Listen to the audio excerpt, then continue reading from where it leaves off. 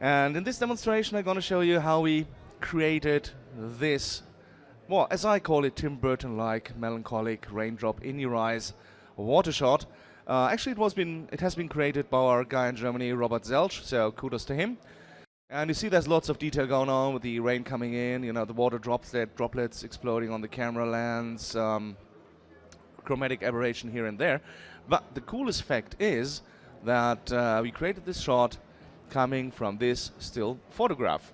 So this is our initial photograph, and first off we need to get rid of this white skylight area here, and we also need to take into account the light spill that is introduced by the lamp up here.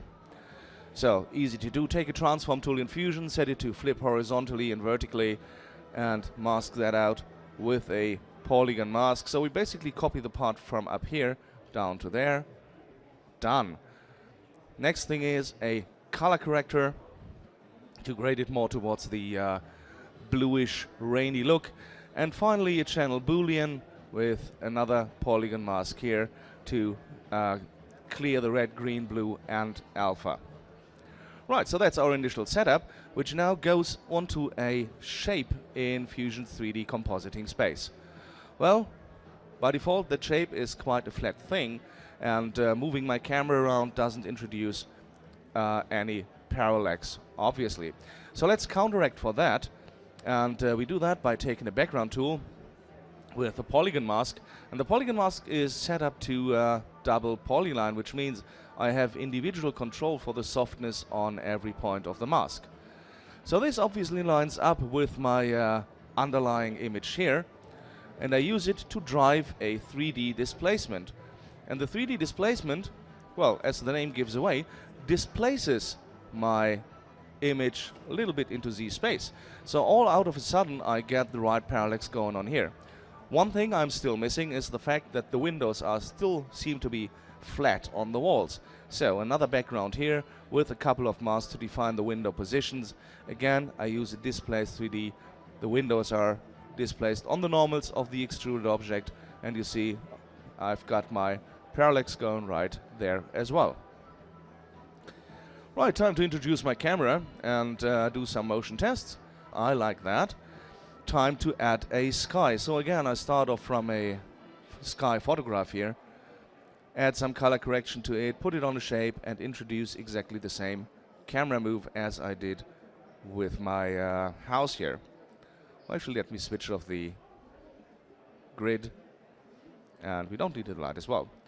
Right, for some reasons, because I want to do some 2D magic later on, I want to render my house and my sky separately. But how can I judge if my sky plate is in the correct position for the house? Well, it's a node-based compositor after all, so I just take my sky plate here, pipe it in there, say, okay, well, this looks okay-ish, but maybe I want to play around a little bit with the Z offset here. Maybe like so. I'll actually bring it out a bit more. That looks good to me. Keep it like that, disconnect and render separately. So there we go. We need to introduce some particles as well, rain in this case, and it's a fairly simple particle system here in Fusion. So just a box emitter and a lot of particles streaming towards the camera. But I also want to subtract my house rendering from the particle stream, so to prevent particles from like intersecting with my geometry here. I do that by taking an override 3D tool and set it to matte object. So my actual house gets turned into a matte object, and I can then subtract that from my particle renders. So here we go with our layers, particles, house, sky. And just take a 2D merge here to bring house and sky together, but now for the little 2D magic I was introducing in the beginning. With the channel boolean I extract the alpha channel from the original house rendering. Another channel boolean next that out. I blur it, put a brightness contrast on there, you know, just to crush the whites, and combine it with a blurred version of our original sky rendering, like so. Another channel boolean cuts off the original mask, and then I merge that on top of my initial composite here.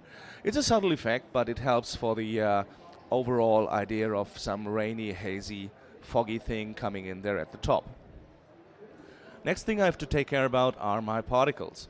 So this is my particle render, and I use a create bump map tool here in Fusion because it gives me that nice XY red-green deviation and a brightness contrast to bring the brightness down by minus 0.5.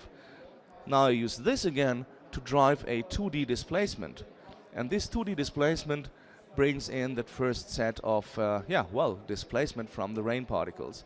Why did I use the create bump map tool? Well, it would obviously work without it, but with that red-green deviation I get a much nicer effect here on my displays. Then, of course, we need to merge our rain particles on top, just blur them a little bit and use a merge in overlay mode to put them on here. Next, I use a highlight tool, which is normally used to get that, sparkling light effects, but I only set it to 2 points, brightness, contrast that, and again merge that on top. It's a very slight effect, but it helps to add for the overall impression. Right, blur this thing out, use a brightness contrast to bring the saturation down, and overlay it on top just for that additional kick in the colors. I'm pretty satisfied with that now, so why not cache it to disk? In Fusion you can cache every tool to disk, as you might know, plus of course the new loader cache option that comes with 6.1. So no need to worry about rendering all the upstream tools, just play from disk and there you go. Right, the next trick we use here is a water sequence we shot on green screen. So it's basically a spritzer putting some water on there. We use a time speed tool to bring the speed down, blur that out. Again, use a channel boolean set to subtract, so we only get the moving parts of our water droplets here. Then we add a fast noise, and this is made into a particle system here. So I've got my particle emitter, particle renderer. Again, I use the create bump map trick and use that to displace my water droplets like so. Transform this up, scale it a little bit so it fits the original background, like so. And then again we use that to drive 3 different 2D displacements here, working separately on red, green and blue channel to introduce that chromatic aberration. So this is on the red channel only, this on the green and this on the blue, adding up to some sort of displacement along with quite subtle chromatic aberrations there. Next thing is I convert my water droplet scene here to HSV, brightness contrast that up a bit, no need to normalize here in the view, blur it, and then use that mask, or to be precise, the red channel of this, to drive my Vari Blur tool, which then gives me that, as I call it, nice blind spots where the rain particles are meant to hit the camera lens. Brightness contrast that up a bit, and again overlay it on top ever so slightly, just for that, additional little white areas here. We then use a filter set to Sobel and a bitmap mask to turn that into a bitmap mask, obviously. And then we have another heavily distorted version of our original rendering, which we then merge on top using that bitmap mask here, but only on the outer rims of our water droplets, like so. Right, brightness contrast tool here, then we use a luma key here to get our highlights, blur that out, in this case on X only, and again merge it on top here, like so. The last thing I want to talk about is grain, because obviously we need to add some grain to the scene, it just looks cooler.